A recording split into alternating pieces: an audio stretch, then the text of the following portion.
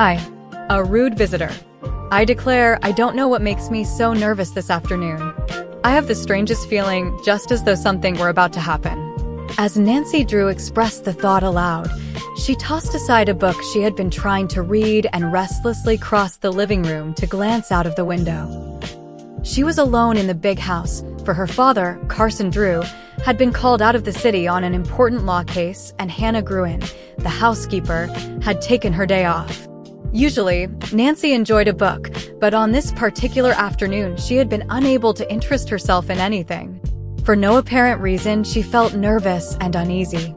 As she stood at the window, her eyes rested for a moment upon an old-fashioned mantel clock above the fireplace.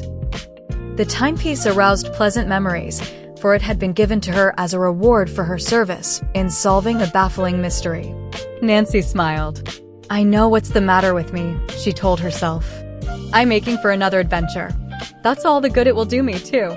With a sigh of resignation, she again settled herself in a comfortable chair and took up her book.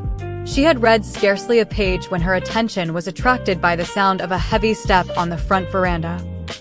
The doorbell rang sharply. There was an electric something about the ring which was arresting, startling. Before Nancy could get up from the chair, the bell rang a second time. She dropped her book and hurried to the door.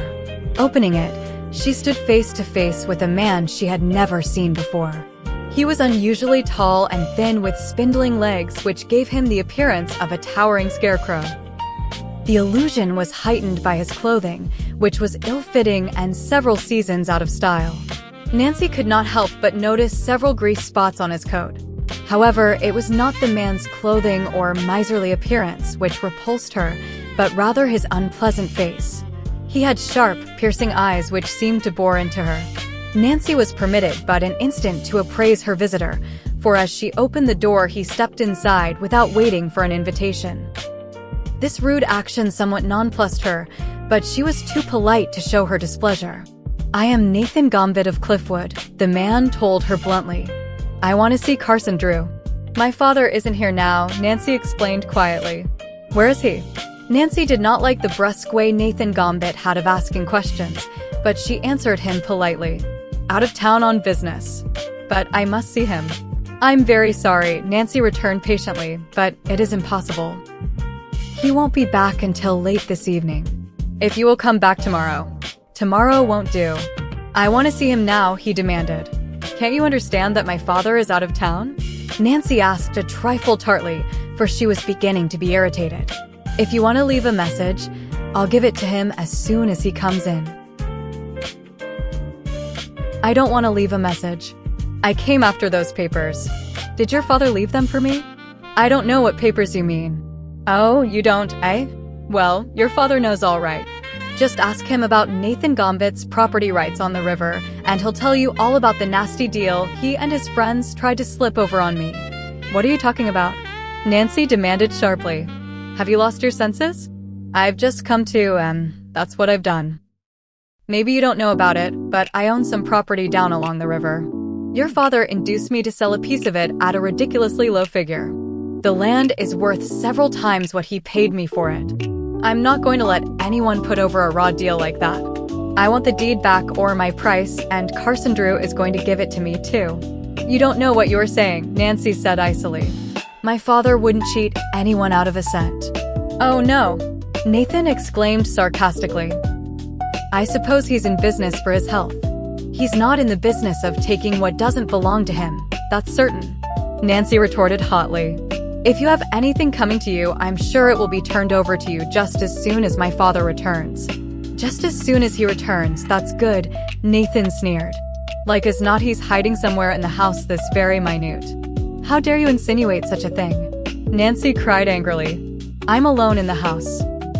The instant she had divulged the information, she could have bitten her tongue. "Alone, eh? Well, maybe I was mistaken about your father being here, but it's the truth I've been telling you about those papers. He cheated me out of a pile of money. It isn't the truth, and you know it.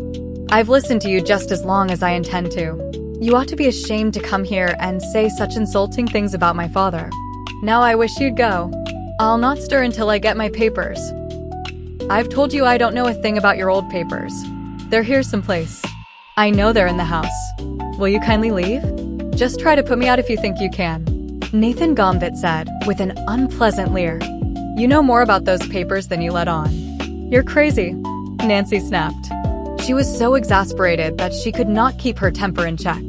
Nathan Gambit's eyes narrowed to mere slits and a cruel look came over his face. Get those papers for me, he commanded harshly. Nancy was aware that her father sometimes kept valuable papers in his desk, but she had no intention of handing over any of them to this man. She had never heard her father mention the documents in question, but she had no doubt that Gambit was trying to get something which did not belong to him. Although frightened at the man's strange conduct, she faced him boldly. I'll not give you anything. Now get out of here. All right, if you'll not hand over the papers, I'll just have a look around for myself. A crafty look had come into the man's eyes. As he spoke, he moved toward the study which adjoined the living room. From where he had been standing, Carson Drew's desk was in plain sight. Don't you dare go in there, Nancy cried indignantly. Oh, so that's where the papers are? I thought as much. A half-dozen long strides took Nathan Gambit across the room and into the study. Reaching the desk, he jerked open a drawer and began pawing through it. Stop that. Angrily, Nancy grasped the man by the coat and pulled him away from the desk. You get out of here or I'll call the police. With one vicious jerk, Nathan Gambit freed himself and wheeled upon her. His face was convulsed with rage and Nancy saw that he was desperate. Instinctively, she threw up her hands to ward off a blow.